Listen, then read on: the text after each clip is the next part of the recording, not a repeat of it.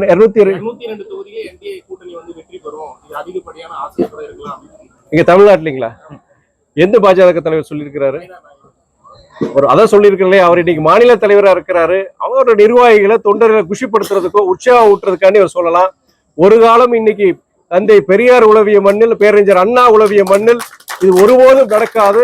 அங்க பீகார்ல நடந்த மாதிரி இங்க தமிழ்நாட்டிலே பண்ணிடலாம், இங்க கேரளால பண்ணிடலாங்கிறது அது கண்டிப்பா நடக்கவே நடக்காது.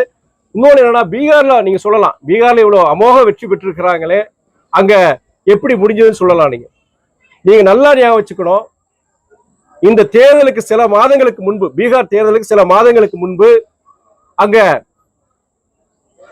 கிட்டத்தட்ட 1,25,00,000 பெண்களுக்கு 1,25,00,000 பெண்களுக்கு 10,000 ரூபாய் வந்து நிதி கொடுத்திருக்கிறாங்க. இது கிட்டத்தட்ட 12,100 கோடி இதுக்கு செலவு பண்ணியிருக்கிறாங்க. இது போன்ற ஒரு இதை வந்து வட மாநிலங்கள் பார்த்ததே கிடையாது. பீகார்ல தொழிற்சாலைகள் கிடையாது, கல்வி கிடையாது.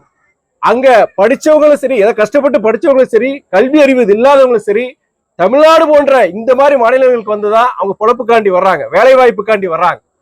ஏன் காரணம்? என்ன காரணம்னா, அங்க கல்வி கிடையாது, தொழிற்சாலைகள் கிடையாது, பொழப்புக்காண்டி இங்க வராங்க, உழைக்கிறாங்க. நம்மளும் அவங்களுக்கு ஆதரவு கொடுக்கிறோம். அப்படிப்பட்ட மாநிலங்கள் என்ன தேவைங்க? தொழிற்சாலைகள் உருவானதுக்கு இந்த 12,100 கோடி அவங்க செலவு பண்ணியிருக்கலாம். அதை விட்டுட்டு அங்க இருக்கிற பெண்களுக்கு வந்து ஒரு 10,000 ரூபாய் கொடுத்து கிட்டத்தட்ட 12,100 தேர்தலுக்காண்டி கொடுத்தது தப்புன்னு சொல்லல. நான் தேர்தலுக்கு முன்னாடி ஒரு மாசத்துக்கு முன்னாடி இதை அறிவிச்சு அவங்க கொடுத்திருக்கிறாங்க. மகாராஷ்டிரால இதே மாதிரி தான் செஞ்சாங்க, இங்கேயும் அதே மாதிரி தான் செஞ்சிருக்கிறாங்க. எஸ்ஐஆர் எதிர்த்து திமுக கட்சிகள்லாம் வந்து எதிர்ப்பு தெரிவிக்கிறாங்க. இந்த நிலையில இந்த கோதபடியை எதிர்த்து இன்னைக்கு வந்து தாவேகா சார்பில் ஆர்ப்பாட்டம் ஒரு அதோட கட்சி தலைவரே வந்து அதுல வந்து பங்கேற்காம இருக்கு. இதை பத்தி உங்களோட கருத்து? இது எஸ்ஐஆர் இதுல பங்கேற்கலன்னா எஸ்ஐஆருக்கு எதிரான போற ஆர்ப்பாட்டத்துல, அதாவது என்னடா, நான் பலமுறை சொல்லியிருக்கிறேன். நான் சகோதரர் விஜய் பொறுத்த வரைக்கும் மிகப்பெரிய ஒரு திரை நட்சத்திரம். அவர் பின்னாடி லட்சக்கணக்கான ரசிகர்கள் இருக்கிறாங்க. அவர் மேல ஒரு நம்பிக்கை ஏற்பட்டிருக்கு, அதான் இளைஞர்கள். அதே வேளையில அரசியல் வேறு, சினிமா வேறு. அரசியல்ங்கிறது ரொம்ப கடினமான ஒரு பயணம். ஒரு இதுல வந்து அவரு வெற்றி பெறணும்னா நேரடியாக மக்களை அவர் சந்திக்கணும். அதே வேளையில் இது போன்ற மக்களுக்கு நம்பிக்கை ஊட்டுகின்ற வகையில் இது போன்ற ஆர்ப்பாட்டங்கள், போராட்டங்கள் அவரே நேரடியாக கலந்துக்கிட்டாதான் அவங்க இயக்க தோழருக்கு ஒரு நம்பிக்கை ஏற்படும். அதே வேளை அவர் 2 சொல்லியிருக்கிறார். கொள்கை விரோதிங்கிறது மதவாத பாஜக சொல்லியிருக்கிறார்.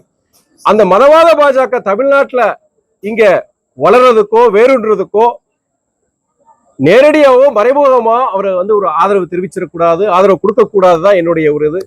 அவர் ஒரு இயக்கம் நடத்திட்டு இருக்க, படிப்படியில அவருக்கு காலப்போக்கில் சிலது அவர் தெரிய வரும். அவருக்கு அவங்க இயக்கம் நடத்துற நிகழ்ச்சிகளை கண்டிப்பா அவரு கலந்துருக்கணுங்கிறத என்னுடையது.